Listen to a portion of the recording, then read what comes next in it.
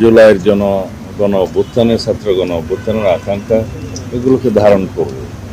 যেমন কিছু অধ্যাদেশ আছে এখানে জুলাই যোদ্ধাদের তাদেরকে সেই নামে অভিহিত করা হয়েছে গণ অভ্যুত্থানে যারা নেতৃত্ব দিয়েছে, অংশগ্রহণ করেছে।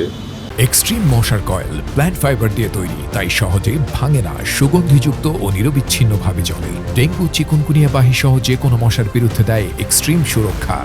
সেই বিষয়ে ইনডেমনিটি দেওয়ার একটা বিষয় অধ্যাদেশ আছে, যেমন এইগুলোকে আমরা গ্রহণ করব। এছাড়া বিভিন্ন বিষয়ে আছে যেগুলো বিগত ফেসিবাদী সরকারের সময়ে বিভিন্ন প্রতিষ্ঠানের নামকরণ করা হয়েছিল, তাদের নেতাদের নামে এগুলো বিলুপ্ত করা হয়েছে, এগুলো ইজিলি আমরা গ্রহণ করব। এছাড়া আরও অন্যান্য বিষয় আছে যেগুলোতে বিস্তারিত আলোচনা করে আমরা কোনটা কীভাবে গ্রহণ করা যায়, কোনটা সংশোধনী সহ গ্রহণ করা যায়, অথবা কোনটা আমরা হয়তো বিলম্বে আরও সংশোধনী আনতে হবে, সেটা ওভাবেই ফয়সলা করতে হবে, কারণ সময় সংক্ষিপ্ত। এটা 30 দিনের ভিতরে ফয়সলা করতে গেলে অলরেডি আমাদের অধিবেশন 12 তারিখ বসেছে, পরবর্তী অধিবেশন বসবে 29 তারিখ।